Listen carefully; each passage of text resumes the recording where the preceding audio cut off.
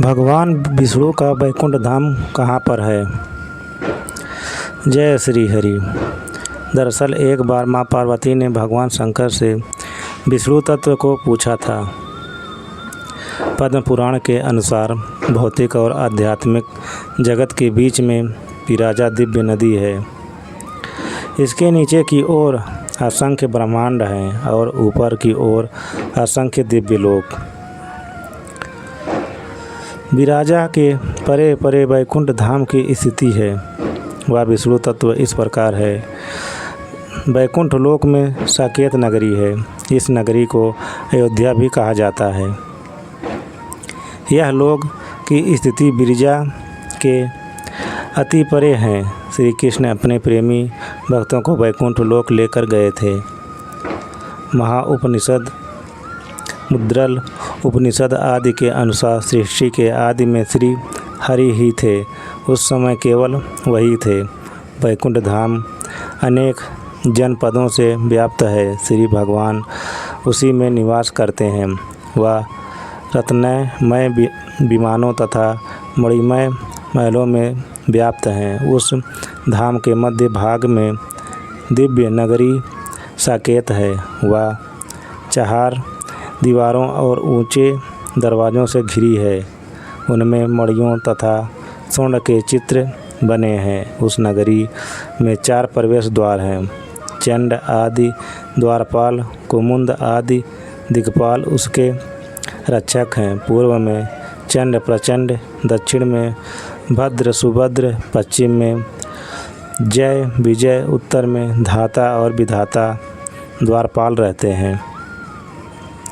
भगवान के पार्षद गण कुमुदय, पुंडरीकाक्ष, वामन, शकुन, सुमुख आदि उस पुरी में कोटि कोटि अग्नि के समान तेजोमय घरों की पंक्तियाँ शोभा पाती हैं। उनमें तरुणा अवस्था वाले नर नारी निवास करते हैं। पुरी के मध्य भाग में श्री भगवान का मनोहर अंतापुर है। उसमें भी अच्छे अच्छे घर, विमान और प्रसाद हैं। दिव्य अप्सराएं और नारियां सब ओर से उस अंतापुर की शोभा बढ़ाती हैं। बीच में एक दिव्य मंडप है जो राजा का खास स्थान है। उसमें बड़े 2 तत्व होते रहते हैं। वह मंडप रत्नमय है तथा उसमें मणिक के हजारों खंभे लगे हैं। वह दिव्य मोतियों से व्याप्त हैं तथा साम गाम से व्याप्त रहता है। मंडप के मध्य भाग में एक रमणीय सिंहासन है जो स्वर्ग वेद स्वरूप और शुभ है। वेदमय धर्म आदि देवता उस सिंहासन को सदा घेरे रहते हैं। धर्म, ज्ञान, ऐश्वर्य, वैराग्य तथा सामवेद आदि चारों वेद मूर्ति मान होकर उस सिंहासन के चारों ओर खड़े रहते हैं। शक्ति, आधार शक्ति, चित्त शक्ति, सदाशिव शक्ति, अन्य शक्ति वहाँ उपस्थित रहती है। सिंहासन के मध्य भाग में अग्नि तत्व, सूर्य तत्व एवं चंद्रदेव निवास करते हैं। कच्छप शेष तीनों वेदों के स्वामी, गरुण, छंद और सारे मंत्र यहाँ सभी उसमें पीठ रूप धारण करते रहते हैं।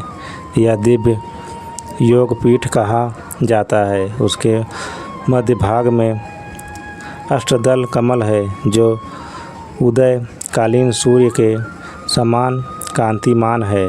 उसके बीच में सावित्री नाम की मणिका है जिसमें देवताओं के स्वामी परम पुरुष श्री विष्णु जी देवी के साथ विराजमान हैं। भगवान का श्री विग्रह नील कमल के समान श्याम तथा कोटि सूर्यों के समान प्रकाशमय है।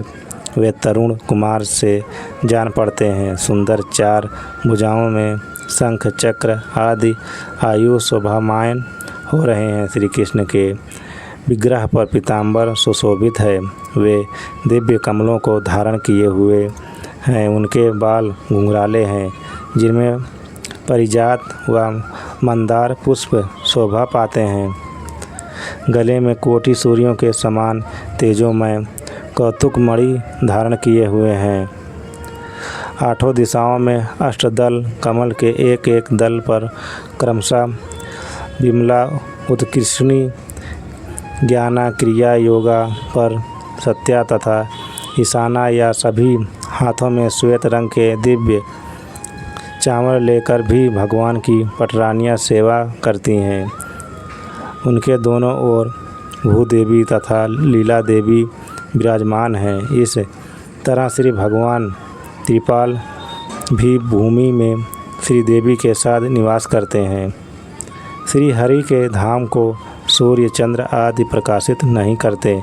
करोड़ों भौतिक संसारों से भी ऊपर व अनंत दिव्य लोकों से परे भगवान का साकेत है। महामाया के द्वारा ही श्री कृष्ण सदा जगत की रचना एवं संहार करते हैं। लीला बिहारी परमेश्वर धाम के रहवासी दिव्य महापुरुषों के श्री चरणों में शत शत नमन।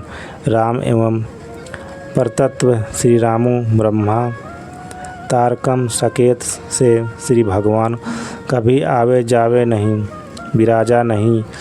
नदी के नीचे अनंत ब्रह्मांड है तथा नदी के दूसरी ओर अनंत लोक है। त्रिपाद विभूति के ही अंतर्गत ही यह अनंत लोक है। यह सारा ज्ञान माँ पार्वती से भगवान शिव जी कहते हैं। जय श्री विष्णु, जय श्री नारायण।